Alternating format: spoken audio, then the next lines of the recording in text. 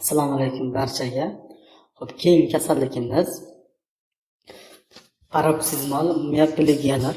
Paroksizimal miopeligiyalar bu nima? Kaliy metabolizmning buzilishi sababli ro'y beradigan muskullarning o'tib ketuvchi falajliklar hisoblanadi. Bu paytda muskul tollarining qo'zg'alishi va qisqarish faoliyati izdan chiqqan bo'ladi.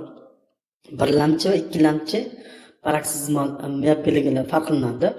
Kasallikning birlamchi turida nasliy paroksizimal miopeligiyalar deb ataladi. Nasliy miopeligiyalar oilaviy bo'lib uchraydi va ularning negizida kaliy metabolizmi va muskul tollar membranasi qo'zg'aluvchanligining genetik buzilishi o'tadi.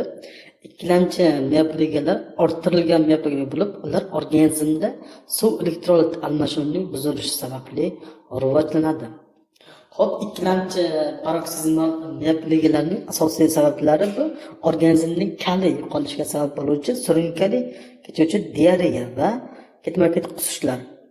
Diuretiklarning surunkali tarzda yoki katta dozada qabul qilish. Bundan tashqari surunkali buyrak va buyrak usti bez yetish mavjudligi, uzoq davom etuvchi komalar, sun'iy ovqatlantirish, kaheksiya, volumik eritmalardan nazoratsiz qo'yish, ekzogen va endogen intoksikatsiyalar. Xo'p, organizmda kaliy miqdori va metabolizmga salbiy ta'sir ko'rsatuvchi har qanday kasallik patologik holatlarda paroksizimal miopeligiyalar rivojlanishiga sabab bo'lishi mumkin.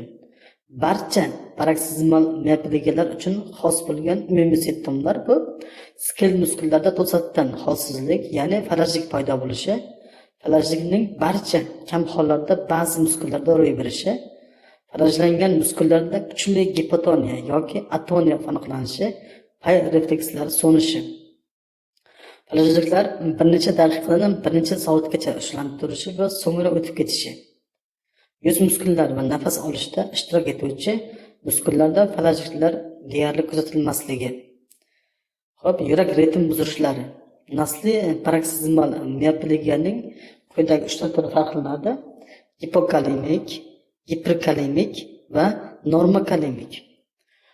Gipokalemik nasliy paroksizimal miopeligiya asosan 1853-yilda aniqlangan bo'lib, bunda asosan kasallik avtosom dominant tipdan nasl-naslga o'tadi. Patologik gen birinchi xromosomada joylashgan kasallik 10-20 yoshlarda boshlanadi va erkaklarda ko'proq uchraydi. Turtki bo'luvchi omillar uglevodlarga boy ovqatlar va osh tuzini ko'p iste'mol qilish, o'tkir stress, spirtli ichimliklar ichish, diuretiklar, lazeks qabul qilish, sovuqda qolib ketish va og'ir jismoniy mehnat. Klinikasi miopelik xuruj tunda yoki erta saharda to'satdan ro'y beradi. Xuruj tananing barcha skil muskullarida tarqalgan yoki lokal ko'rinishda paydo bo'ladi. Bu paytda muskullar kuchi va tonusi to'satdan yo'qoladi. Pay reflekslar so'nadi. Ba'zida nafas olish ishtirok etuvchi muskullar ham falajlanadi. Mimika va okulyar muskullar saqlanib qoladi. Xuruj 2-10 soat, ba'zida 2 kungacha davom etadi. Tiklanish distal muskullardan juda sekin boshlanadi. Keyinroq paroksizimal muskullarda tiklanadi. Kasallik asta-sekin zo'rayib borib, nafas olish muskullar falajligi va yurak faoliyatining pasayishi oqibatida o'lim bilan tugashi mumkin.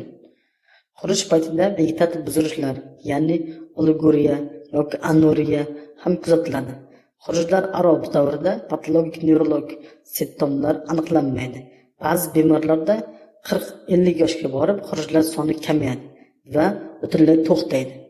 Tashxis qo'yishda asosan autosom dominant tipda nasl-naslga o'tishi, kasallikning 10-20 yoshda boshlanishi, to'satdan paydo bo'lgan miopeligiyalar, o'rtacha 2-10 soat, ba'zida 1-2 kun saqlanishi, muskullar tonusi keskin pasayishi va pay reflekslar so'nishi, xuruj paytida qonda kaliy miqdori 3 mol taqsim litrdan pastga tushib ketishi.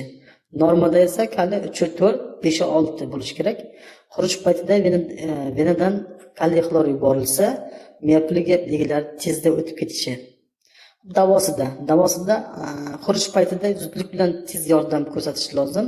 Buning uchun 4% 40 ml kaliy xlor 5% 500 mg glyukoz eritmasiga qo'shib bir necha soat mobaynida venadan tomchilatib yuboriladi.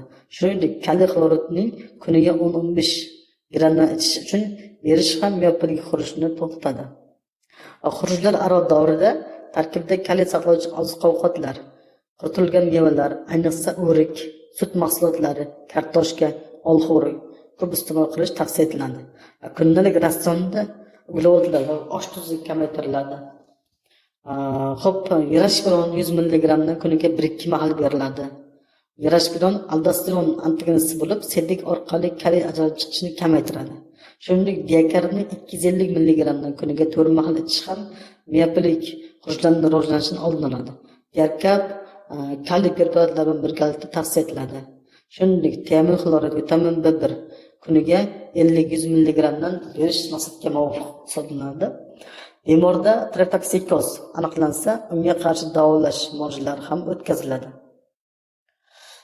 Giperkalemik nasliy paroksizmal miopligiyada miopiligiya asosan bunda kasallik autosom dominant tipda nasldan naslga uzatiladi. Giperkalemik nasliy paroksizmal miopiligiya haqida gap ketyapti.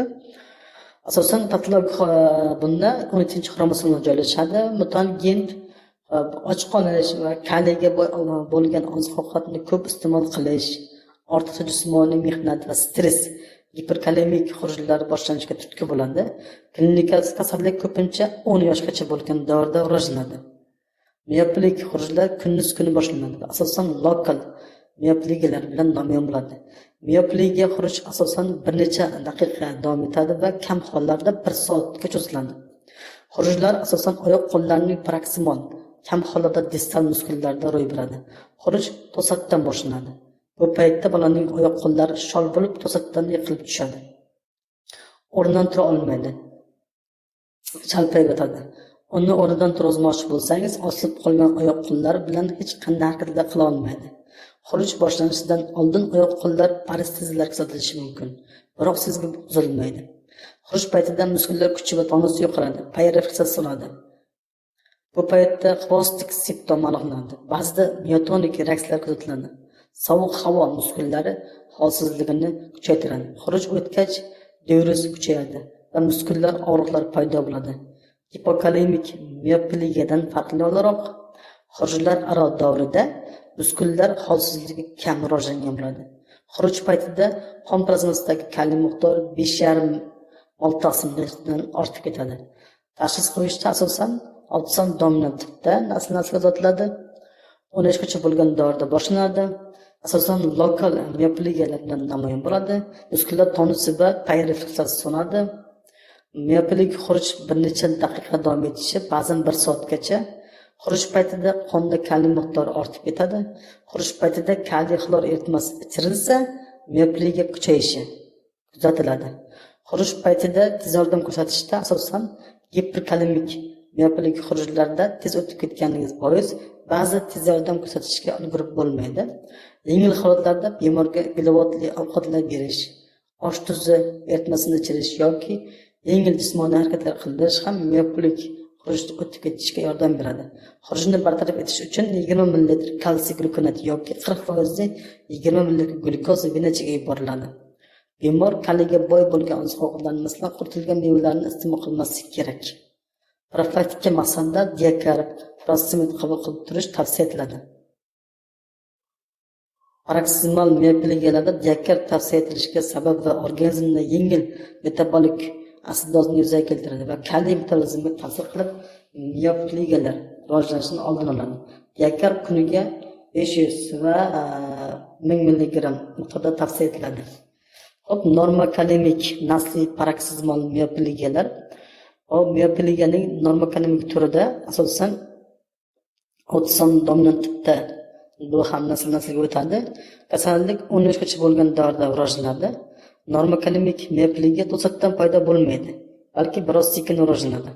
Miopligiya paytida muskullar tonusi va pay reflekslar pasayadi. Miyaplik xurujlar kuchli jismoniy mehnatdan so'ng, spirtli ichimliklar iste'mol qilgandan so'ng, sovuqda qolganda va o'tkir stressdan so'ng rivojlanadi. Xonda kaliy miqdori normada bo'ladi. Xurujlar davomiyligi bir necha kundan 3 haftaga davom etishi mumkin. Ya'ni ixtiyoriy harakatlar juda sust tiklanadi. Kaliy xlorid miyopilik xurujlarni kuzatib yuboradi. Tashxis qo'yishda asosan autosom dominant tipda o'tadi. 13 gacha bo'lgan bolalar boshlanadi. Miyopilik xuruj sekin paydo bo'lishi va qayta tiklanishi 3 haftagacha cho'zilishi. Muskulyar tonusi va payriqlar pasayishi. Xuruj paytida kaliy miqdori normada bo'lishi. Xuruj paytida venadan kaliy xlorid yuborilsa, xuruj kuchayishi. Davolashda asosan samarali davolash usullari ishlab chiqilmagan. Kuniga 8-10 grammdan osh tuzi iste'mol qilinsa, normal kaliy miyopilik xurujlar oldinadi.